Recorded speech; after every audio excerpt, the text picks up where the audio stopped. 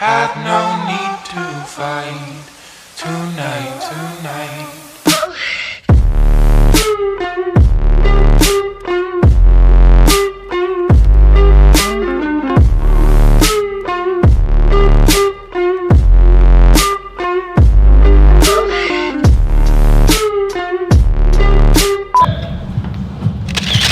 Alright guys, I'm joined with my special guest for today, Lauren Simpson, Hello.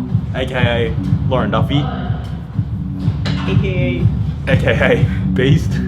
Okay. AKA Big Dog. She's learning from I'm just copying the techniques.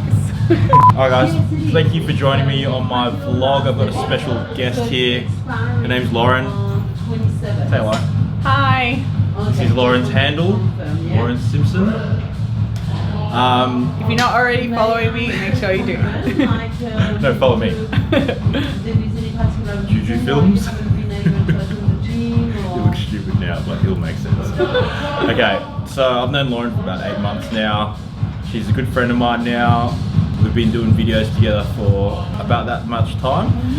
And I can honestly say she's one of my good friends now, and she's actually made me better at what I do because she's the best at what she does. So she keeps pushing me to be better and better every time we film.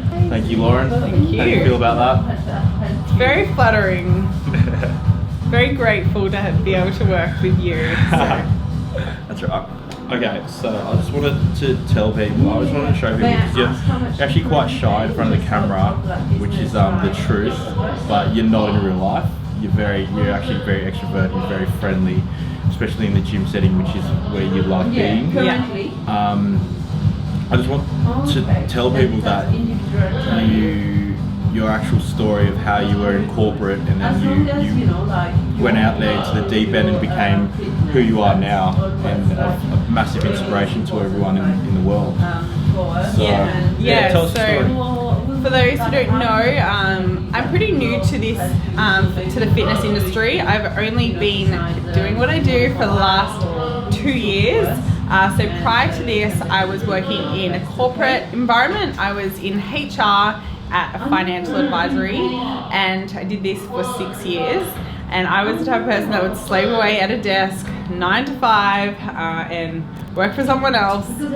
So I guess for me, I started to get really more aware of the fitness industry after I started competing, and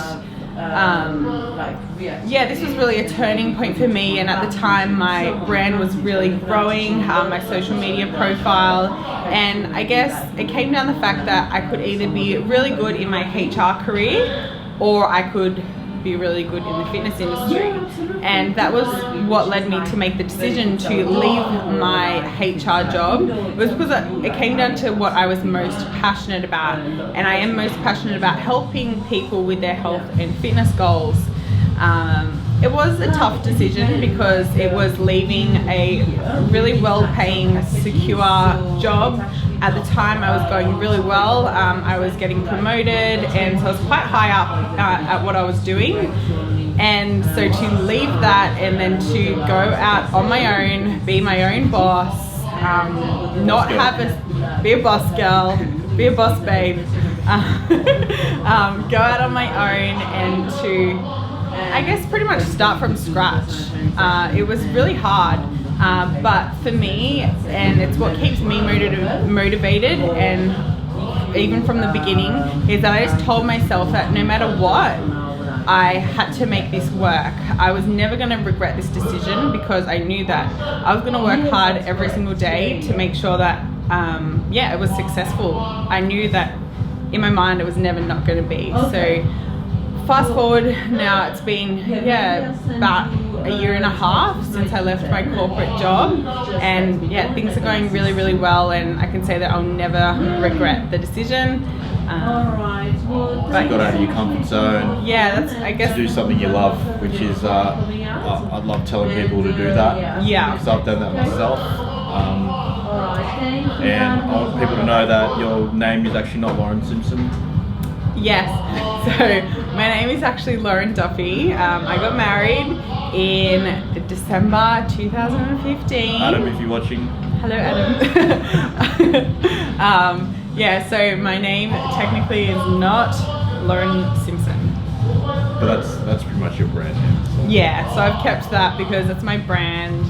And to be honest, sometimes I do forget it. It's Lauren Duffy, and Adam always gets angry when I make reservations for our dinners under Lauren Simpson. He's like, who's that? So, yeah. Cool. So that's Lauren's story, guys. I hope it dug deep with you guys and just to get out of your comfort zone and do what you love, because that's what I wanted to show you guys, that Lauren has done that. She hasn't been a fitness superstar since the growth of Instagram. No. She's had a totally different story to what you guys might have thought. And I guess, as they say, nothing great ever happens within your comfort zone. So yeah, you can just sit there being content, but at the end of the day, like, unless you're really pushing yourself, you're never going to really achieve that next level, which I think is something that what I always think now. And it comes not just with your career, with everything in life, and doing something like this is out of my comfort zone. And I promised myself this year that this public speaking and getting in front of the camera and doing more in front of the camera would be something that I would work on. So even though I am extremely uncomfortable doing it a lot of the time, I find that the more I'm doing it, the easier it becomes. I'm doing things like running seminars now, so I'm speaking to a classroom full of people, educating them on health and fitness. So again, that's something out of my comfort zone, but it needs to be done. I know that to keep succeeding in what I'm doing, I need to keep pushing myself, and that's just one area that I know that needs working on. It's amazing. Cool. So we're going to wrap it up there, guys. So I'm actually going to give you 3 tips to growing your social media profile page. Lauren's going to do that because she's got a massive following right now, 1 million. All thanks to me. I do the best videos for her. He does. I won't lie. I'm joking. So my tip number 1 is to love what you do. You really need to be passionate about what you're trying to put out there, and it's all about building your brand and building your profile on social media about something that you love, about something that you're passionate about. And you need to really sort of think about yourself in a way that is, how are you different to other people that are doing the same thing that you're doing? So we can call this a unique selling point. So for me personally, I think of myself as someone that is like a fitness model, feminine, but then at the same time I love lifting heavy. I do powerlifting, but on the other side I'm a bikini pro. So I've always, for my brand, and I think that this is what strengthens my brand in the industry, which is so saturated, full of online coaches, full of fitness models, and people trying to make it in the industry, you really need to find out what's different about you and capitalize on that. So that is my first tip.